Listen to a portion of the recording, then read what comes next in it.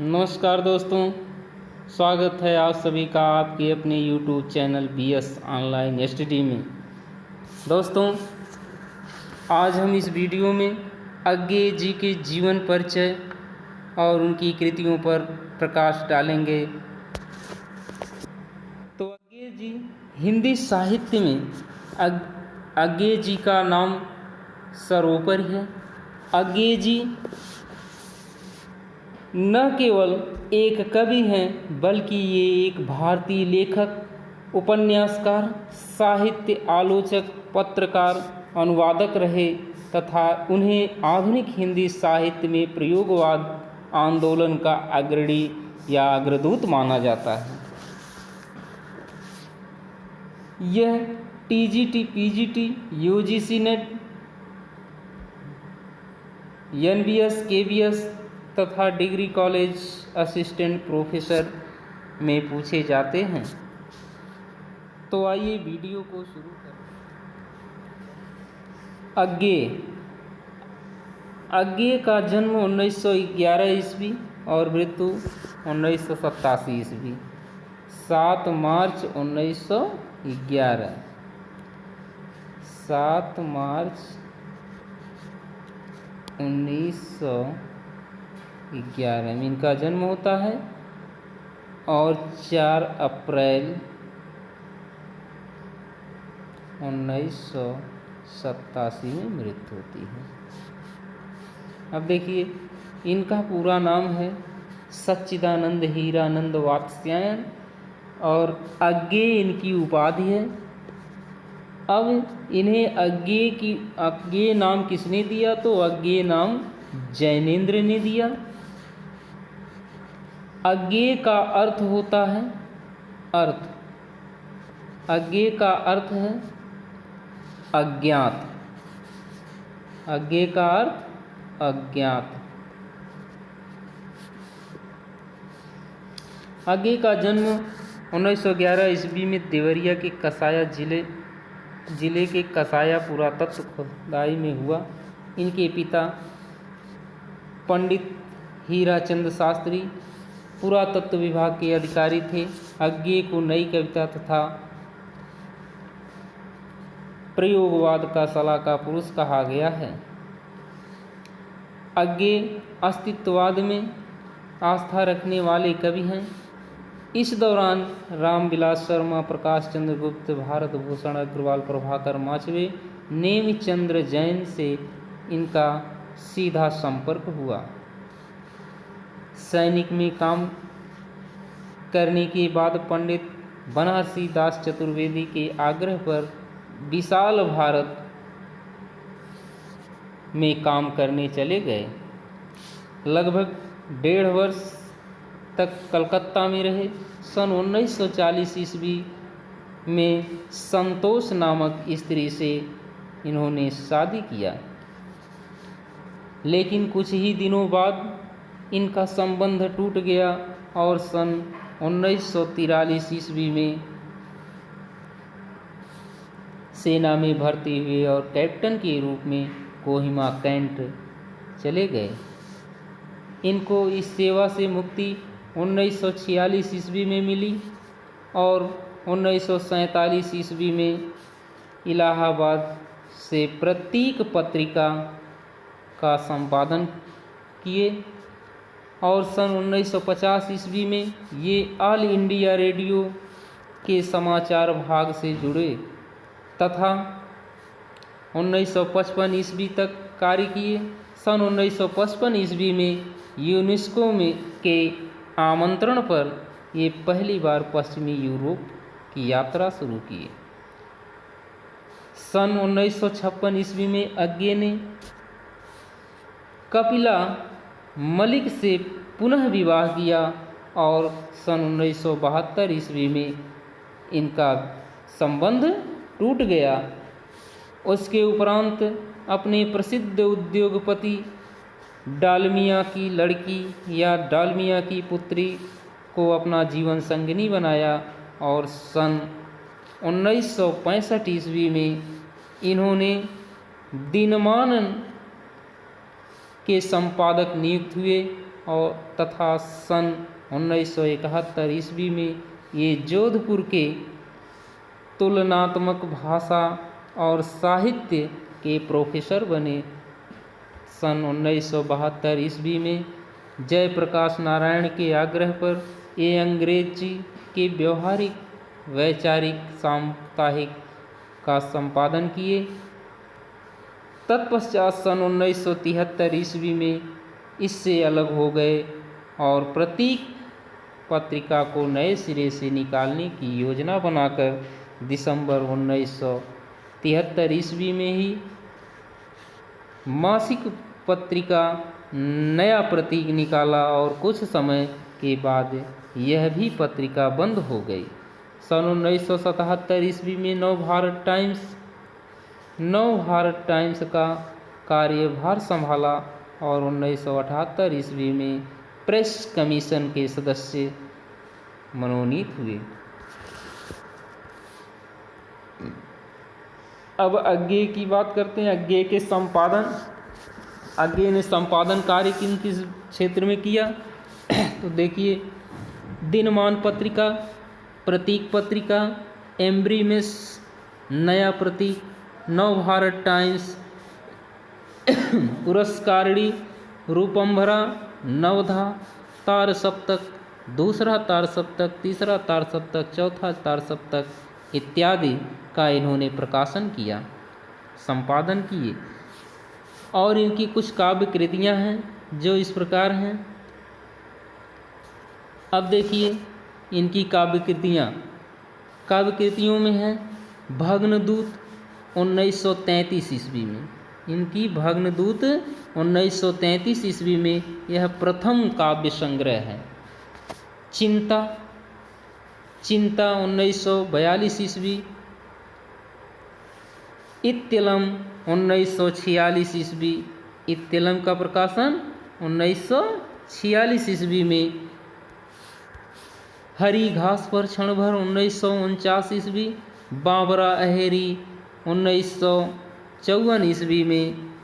और बाबरा अहेरी यह इसे सूर्य का प्रतीक माना गया है। इंद्रधनुष रौदे हुए 1957 ईस्वी। अरि करुणा प्रभामय यह 1959 ईस्वी में प्रकाशित हुई। 1959 ईस्वी में प्रकाशित हुई। आंगन के पार द्वार यह 1961 ईस्वी में प्रकाशित हुई तथा इस कृति पर इन्हें साहित्य अकादमी पुरस्कार भी प्राप्त हुआ। पूर्वा 1965 ईस्वी। सुनहले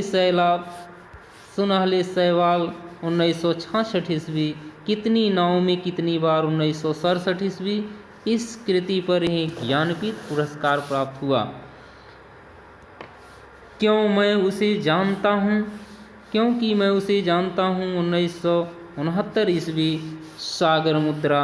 सागर मुद्रा इनकी है 1970 ईस्वी में प्रकाशित हुई। पहले मैं सन्नाटा भूनता हूँ 1973 ईस्वी।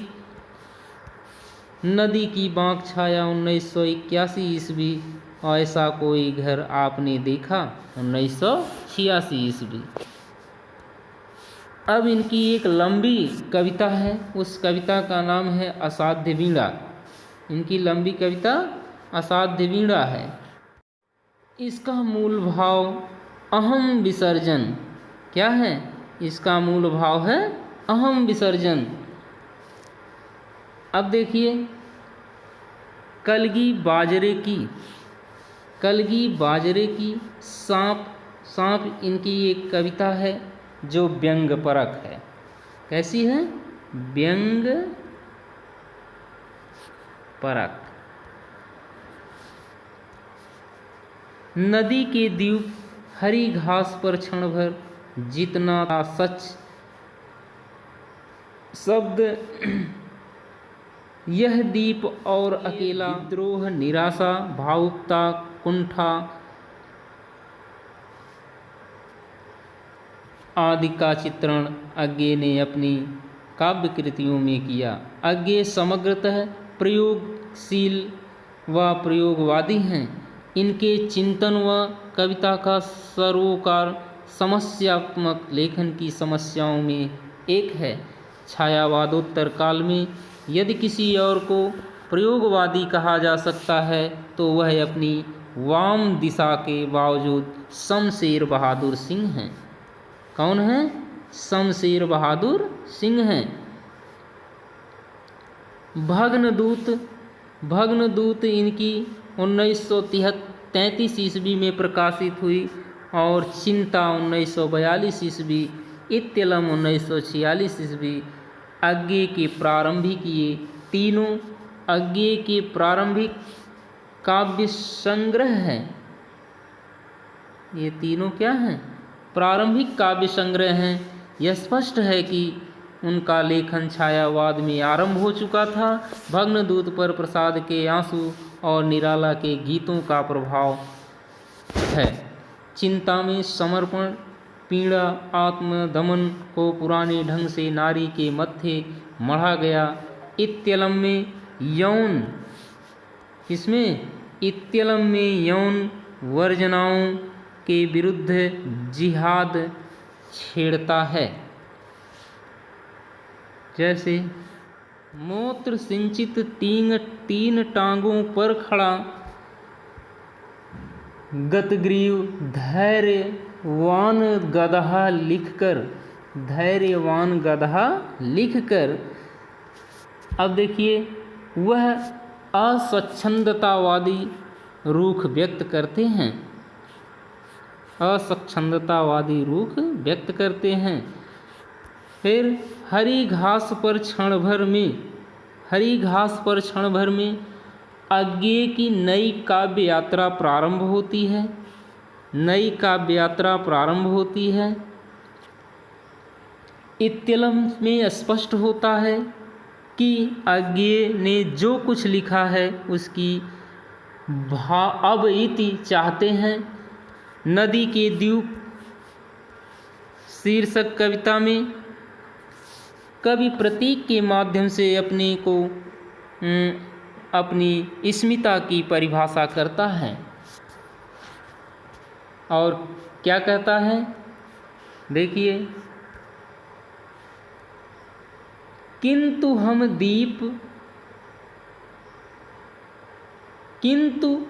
हैं दीप, हम धारा नहीं, स्थिर समर्पण है हमारा, हम सदा के द्वीप हैं श्वेत अश्विन के। किंतु हम बहते नहीं हैं क्योंकि बहना रेत होता है, हम बहेंगे तो रहेंगे ही नहीं। शब्द में नए अर्थ भरने की बात गद्य में ही नहीं कविता में करते हैं। अब देखिए कैसे करते हैं। कहते हैं, ये उपमान मैले हो गए हैं, देवता इन प्रतीकों को कर गए हैं कुछ। कभी बासन अधिक घिसने से मुलम्मा छूटता नहीं है। कभी बासन अधिक घिसने से मुलम्मा छूटता नहीं है।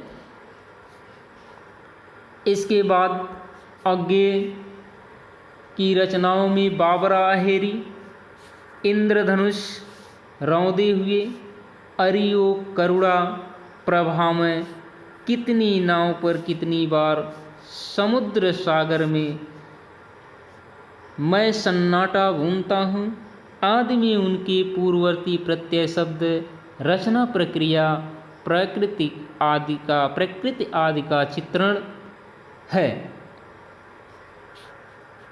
आंगन के पार द्वार संग्रह की कविता में क्या है? भीतर जागा जाता में उसका आत्मदान भी अहमग्रस्त है। इसको अंतिम कविता असाध्य वीणा, इसकी अंतिम कविता असाध्य वीणा भी मौन है, समर्पण भी, अद्वैत भी और रचना प्रक्रिया भी। रहस्यवादी भी है, यही नहीं है तो संवेदना। अब देखिए बाबरा अहेरी इनकी जो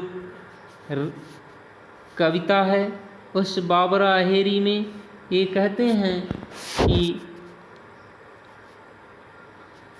यह मधु है स्वयं, क्या कहते हैं कि यह मधु है स्वयं काल की मौन का युग संचय, यह अंकुर कोड धरा फिर रवि की ताकता निर्भय, यह प्राकृतिक स्वयंभू बक्का आयुक्त, इसको भी शक्ति को दे दो, इसको भी शक्ति को दे दो।